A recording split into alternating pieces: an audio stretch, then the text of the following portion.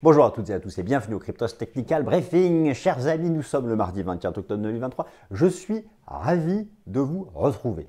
Ravi de vous retrouver alors que Bitcoin continue de surprendre son petit monde. Bitcoin qui était déjà leader depuis le début de l'année lorsqu'on le compare à toutes les classes d'actifs, qui là l'est d'autant plus. Mais surtout, Bitcoin surprend tout le monde car il semble donner raison à Monsieur Larry Fink. Effectivement, si vous observez la performance des différents actifs financiers depuis le lundi 9 octobre dernier, bon, la résurgence de tensions géopolitiques majeures, vous avez vu comme je pèse mes mots sur un sujet touchy. Eh bien, ce que l'on observe, c'est que Bitcoin, tout seul comme un grand, a choisi de se positionner. Il a pris sa petite tête et il s'est mis dans la catégorie des actifs à l'aspect refuge. Alors ne partons pas dans tous les sens. Vous savez, moi depuis 48 heures, j'ai des amis qui m'appellent. Ils s'étaient intéressés au Bitcoin à l'époque 2020-2021. Et depuis 6 mois, parfois je les voyais comme ça, réunion d'amis, et ah non, je ne m'y intéresse plus. Oh non, j'avais un compte Binance, Kraken, que sais-je encore. Non, je m'y intéresse plus, je l'ai mis en sommeil. Alors qu'à l'époque, ils n'arrêtaient pas de m'appeler. Est-ce qu'on va à 100 000, 150 000 Bon. Et là, depuis 48 heures, je reçois des messages. Qu'en penses-tu? Où ça va? Quel support? Bon, donc voilà, il y a des éléments comme ça intéressants. Alors après, moi ici, je vais rester calme et tranquille et zen dans cette vidéo pour un certain nombre de raisons. Déjà, je suis fatigué, un petit peu malade. J'ai du mal d'ailleurs à bouger la bouche. Donc voilà, je ne ferai pas le show dans cette vidéo car voilà, tranquille. Et donc, la deuxième raison, c'est que alors Bitcoin, ça y est, il va faire des jaloux Bitcoin. La jalousie, vous savez, un des pires sentiments, je trouve, dans les relations humaines, c'est la jalousie. La jalousie entre amis, entre ennemis forcément, ou dans une famille. Parce que la jalousie, si vous faites partie des gens jaloux, apprenez à gérer ça, parce que ça ne fait que du mal. Bon, Bitcoin, il va rendre jaloux du monde. Il est premier, déjà, par rapport à toutes les classes d'actifs, depuis le début de l'année et depuis le 9 octobre. Il a même battu l'or et l'argent. L'or et l'argent qui sont les valeurs refuges par excellence. D'ailleurs, vous avez sur la chaîne Cryptos une superbe interview réalisée par Lilian qui interroge le statut soit de monnaie ou de valeur refuge de Bitcoin. Vous allez voir que bon, il manque quand même des caractéristiques pour que Bitcoin soit valeur refuge. Mais depuis le 9 octobre, Bitcoin a mis la raclée à l'or et la raclée à l'argent, qui pourtant ont fait une superbe remontada. Donc, voilà, il va faire des jaloux dans son propre camp déjà, parce que regardez la dominance du Bitcoin, c'est elle qui monte. C'est vrai qu'en 2020, le bull run a commencé par ça, une poussée de la dominance du Bitcoin avant la saison des alts. Donc là, il est un peu seul. D'ailleurs, moi, c'est là où... alors, la cassure technique haussière des 29 000 $ en données hebdomadaires, rappelez-vous, c'est ce que j'attendais. Nous l'avons eu vendredi dernier, confirmé dimanche, boum, ça pump, 34 000 $, même 35 000 $. Mon gap est comblé. Souvenez-vous, mon petit gap sur le contrat futur Bitcoin, le gap baissier du lundi 9 mai, comblé. Ça va trop vite pour moi. Non mais attendez, moi je me suis couché lundi soir. Je me suis couché à 22h, 22h30, j'étais fatigué. Je dois avoir un petit virus à mon corps, essayer de l'éliminer. Et je me réveille ce matin, la patate, la pêche, vers 5h30, 6h, j'étais debout.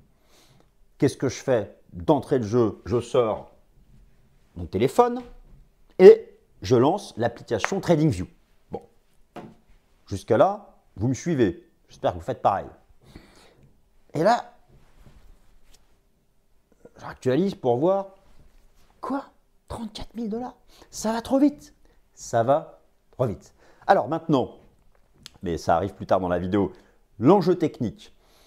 Faites attention, c'est une semaine hyper chargée sur le plan des fondamentaux. Mais vraiment hyper chargée. On donne un signal en journée, c'est bien. L'objectif, c'est de le donner en weekly, en hebdomadaire.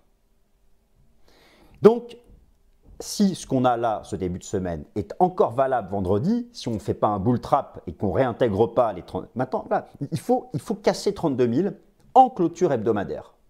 Il faut casser 32 000 en clôture hebdomadaire. Et surtout, il ne faut pas que Gary, ce bon vieux Gary Gensler, patron de la SEC, vienne foutre le bordel.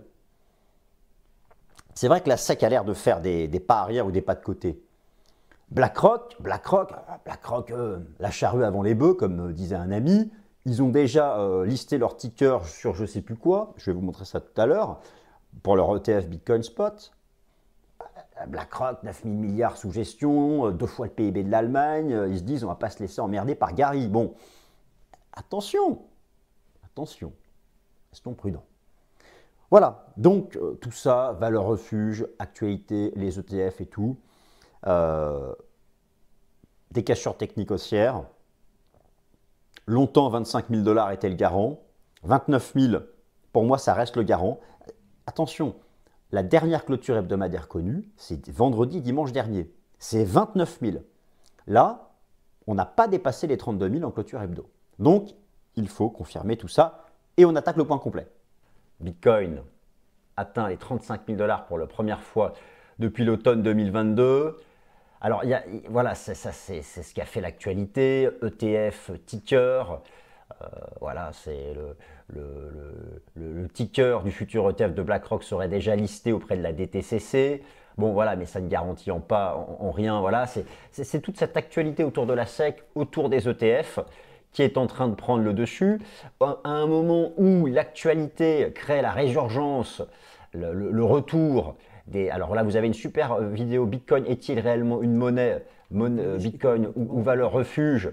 Tout ça est vraiment à suivre. C'est une belle vidéo qui a été faite par Lilian.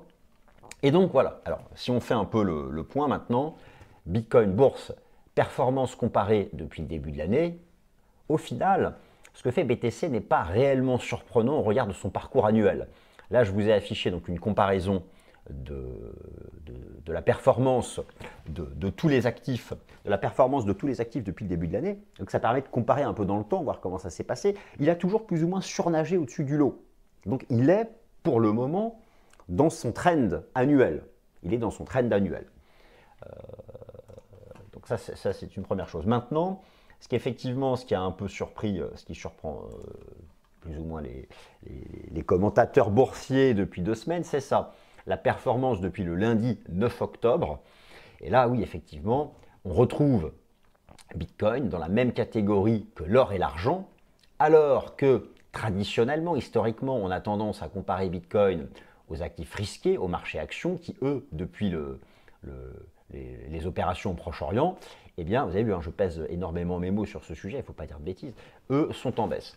Donc voilà, au final, ce sont les deux thématiques porteuses du moment, à la fois, et elles avancent ensemble, cet aspect dit refuge, en parallèle de toutes les rumeurs, actualités rumeurs autour des ETF. Donc voilà, et en même temps, on a tous les facteurs de pression cross-asset.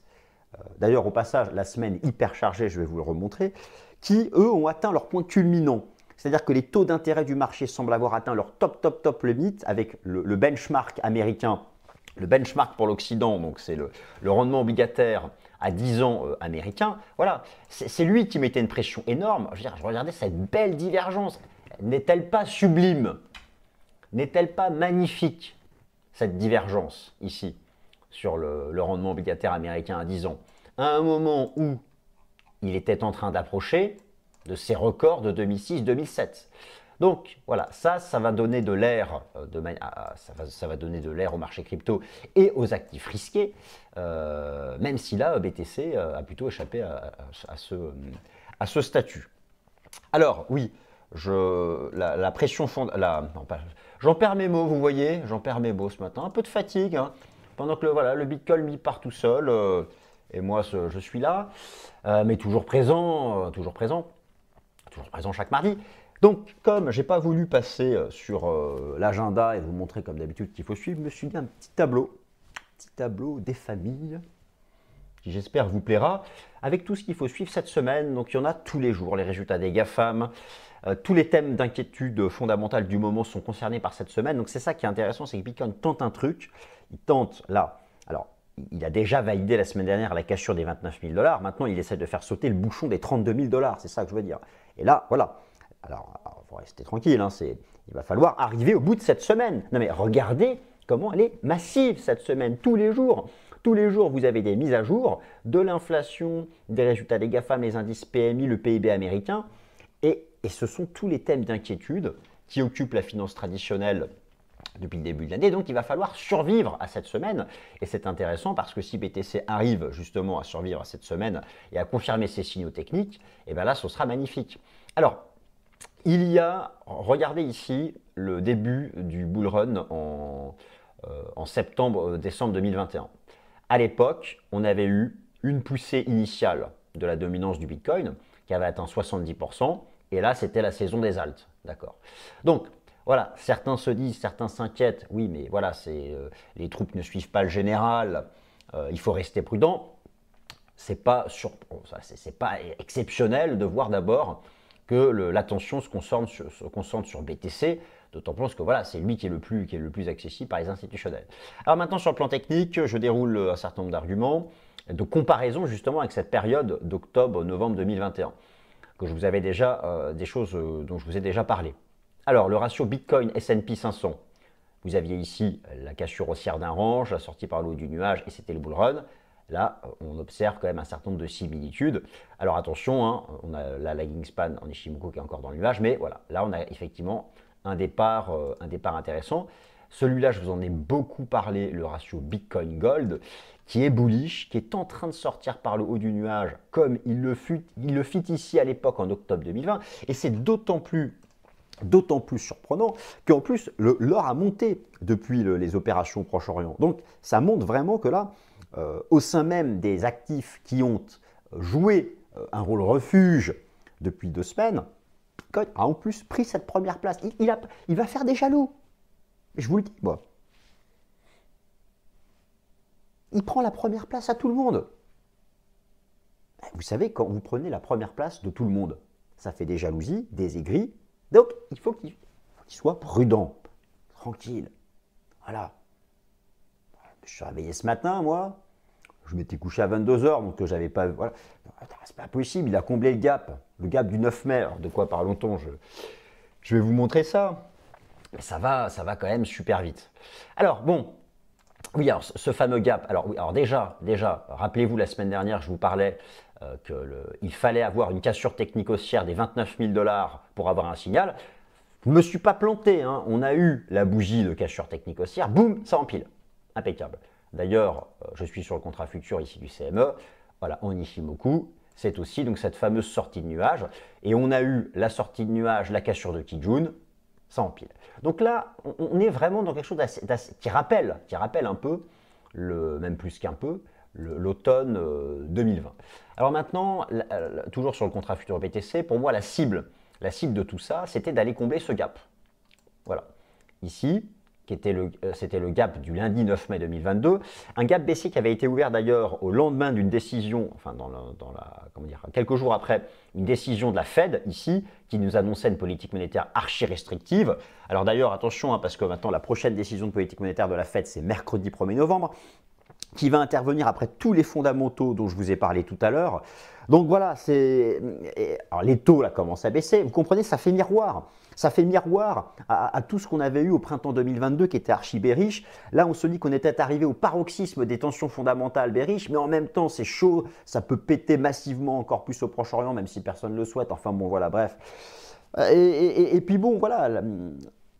En tout cas, moi, le comblement de ce gap, c'est ce que je visais. Alors, je vais vous montrer. Hein, je vais vous remontrer. Donc, il était là, ce gap, du 9 octobre, du 9 mai dernier. Et donc, voilà. C'est pour ça que je dis que ça va trop vite. Il a été comblé pile poil. Pile poil. Voilà. Alors maintenant, écoutez, on va parler simplement.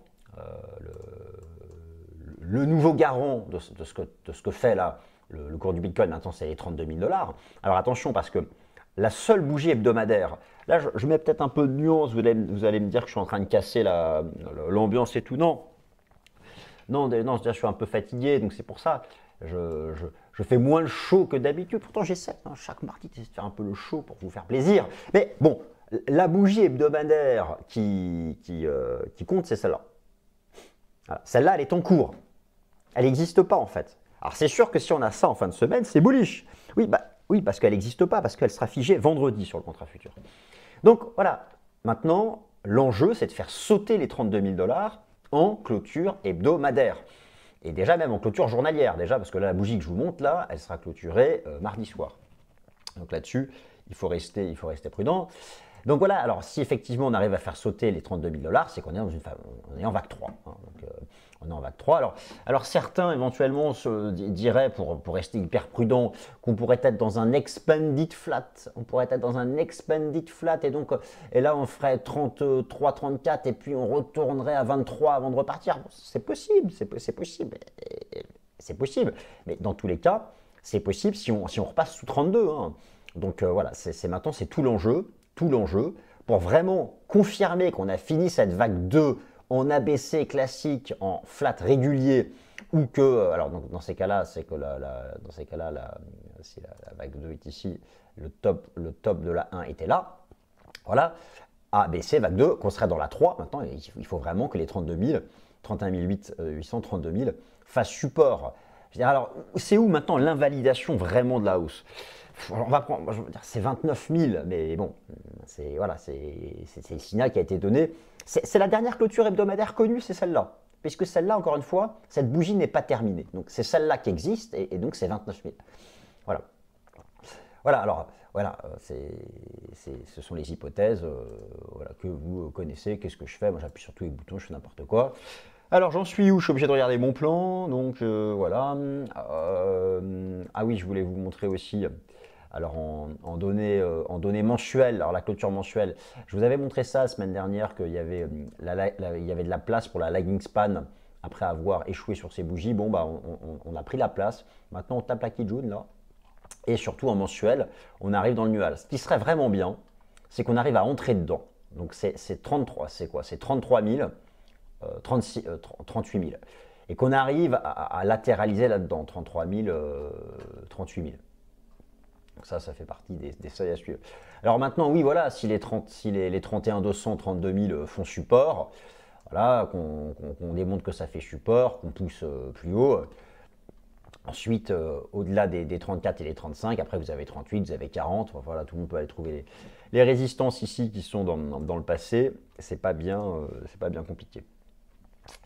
Alors, les altcoins, mais moi c'est là où je reste un peu. Alors, non, ok, ça pousse, mais on voit pour l'instant c'est essentiellement sur BTC. Et lorsque je vous montre la capitalisation boursière totale, on voit ce mouvement là qui est complètement dingue. Ok, voilà, d'ailleurs le signal avait été donné ici, hein, la lagging span qui s'était libérée du nuage.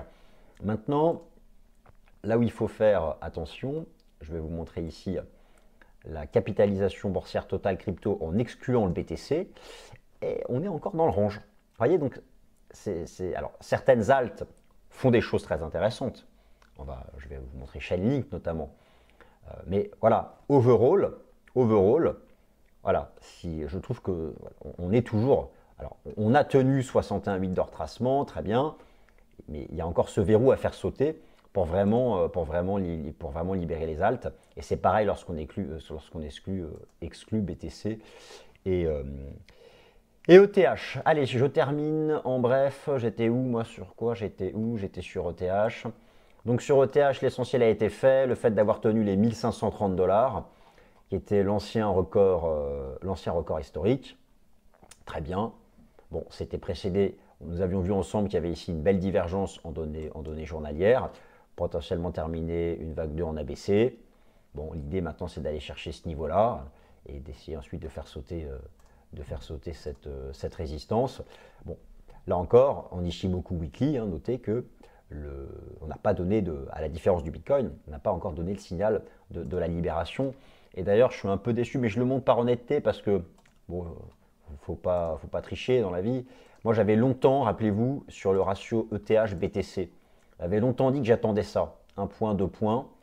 Bon, bah là, on est dessus, mais on la travaille. Alors, bon, alors, il y a ce niveau-là, ici, de juin 2022, cette zone. Ça commence à être survendu, mais il n'y a pas de divergence. Mais je me dis quand même que là, on va arriver dans une zone où ETH-BTC va se retourner. Mais en même temps, BTC est tellement fort que j'aimerais pas qu'il vienne m'exploser cette trendline. Alors, bon, on est en weekly, donc elle peut tenir. On verra bien à la fin de la semaine. Je me dis, ça, c'est survendu. il y a cette zone-là, je me dis, voilà, ça peut être une zone intéressante à tenter sur ETH, sur BTC.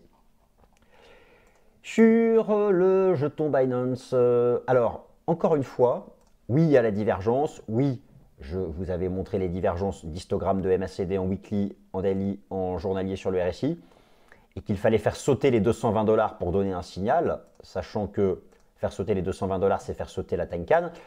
Attention, la dernière bougie japonaise connue, c'est celle-là. Celle-ci est en cours. Donc voilà, effectivement, si on a ça en fin de semaine, ce sera un gros signal pour aller chercher les 270 et les 300 $. Mais j'aimerais qu'on l'ait en fin de semaine. Encore une fois, voilà, les bougies hebdomadaires, là, ce début de semaine, ne sont pas clôturées. Maintenant, en journalier, on peut considérer que 220 $ fait support, c'est l'invalidation du rebond. Il faut que ça démontre son rôle de support pour pousser plus haut. Et je termine sur Chainlink. Et puis, je vais aller boire un petit café. Chainlink, c'est ce que j'adore en fait. Chainlink, pourquoi? Parce que c'est un peu le cas d'école de ce qu'est l'analyse technique. Tout le monde se souvient de l'énorme bull market 2018-2021. Là, vous aviez le signal, c'était le bull run, c'était voilà, printemps 2020. Et donc, on est revenu se poser dessus, sur le niveau des 4,50, 4,60. On a fait plus d'1 an de consolidation latérale, de phase d'accumulation. Et là, la bougie hebdomadaire de la semaine dernière, on est sorti par le haut. Et précédé d'une longue divergence haussière. Le renversement haussier de Chainlink, il est fait en hebdo. Maintenant, la zone support, la zone d'entrée sur repli, c'est là. C'est 8, 8,20, 8,50. 8,20, 8,50 et la target, c'est 15. Mais là, donc, on a une super zone d'entrée entre 8 et 8,50. Et l'objectif moyen long terme sont les 15. Les 15, voilà, chers amis. Eh bien, écoutez, ainsi s'achève le Cryptos Technical Briefing. Donc, pour résumer, semaine hyper chargée, il faut vraiment maintenant démontrer que 32 000 $ fait support. On a mis tellement de temps à faire sauter en journalier.